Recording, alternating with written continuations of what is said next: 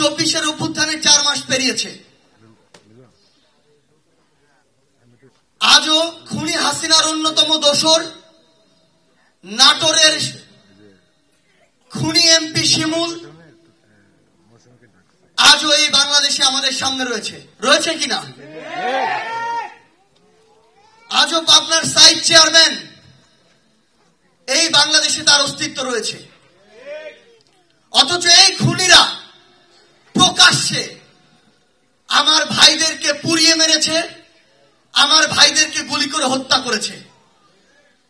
তাহলে বাংলাদেশের ওই বিচার ব্যবস্থায়, বাংলাদেশের ওই পুলিশের গুরুত্বপূর্ণ ঊর্ধ্বতন জায়গাগুলোতে যারা রয়েছেন, যারা স্বরাষ্ট্র মন্ত্রণালয়ের উপদেষ্টা হিসেবে দায়িত্ব পালন করছেন, যারা বাংলাদেশ পুলিশের আইজিপি হিসেবে দায়িত্ব পালন করছেন, যারা বাংলাদেশের বিচার ব্যবস্থার উপদেষ্টা হিসেবে দায়িত্ব পালন করছেন, যেই শহীদদের, যেই আহত যোদ্ধাদের রক্তের উপরে দাঁড়িয়ে আজকে আপনারা উপদেষ্টা, আজকে আপনারা আইজিপি, আজকে আপনারা পুলিশ সুপার, আজকে আপনারা ডিআইজি, আজকে আপনারা বিভাগীয় কমিশনার, তাদের রক্তের সাথে এই বেঈমানি কিভাবে সম্ভব?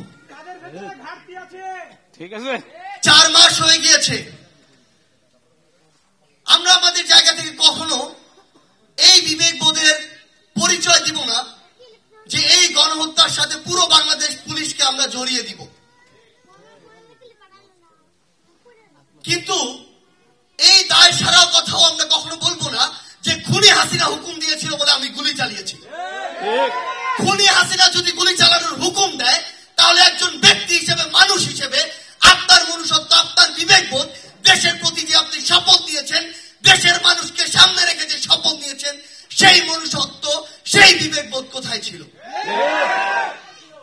যারা ওই বিবেকবোধ দিয়ে, ওই মনুষ্যত্ব দিয়ে ন্যূনতম এই জাজমেন্টটুকু করতে পারেননি, যে কতিপয় পুলিশ সদস্য সরাসরি হত্যাকাণ্ডের সাথে, যাদের হত্যাকাণ্ডের সরাসরি ভিডিও, ছবির এই ডকুমেন্টগুলো পাওয়া যায়, তাদের কেন এখনো বিচার হচ্ছে না?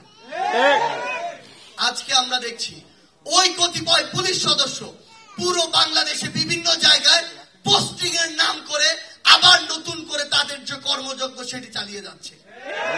খুনের শাস্তি কি বদলি? আমরা আমাদের জায়গা থেকে স্পষ্ট করে একটি কথা বলি,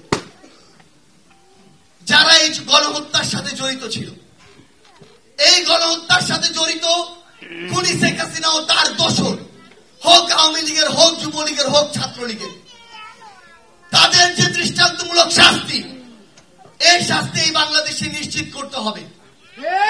একই সাথে বাংলাদেশ পুলিশের যে সকল সদস্য এই গণহত্যার সাথে জড়িত ছিল,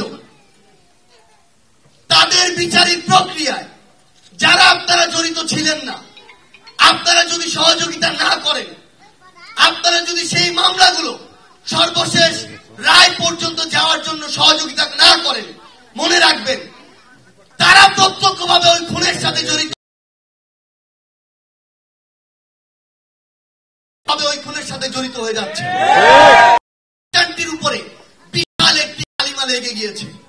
আপনারা স্বীকার করুন আর না করুন, এই কালো দাগ আপনাদেরকেই মুছতে হবে, আপনাদের আগামীর কাজের মাধ্যমেই মুছতে হবে।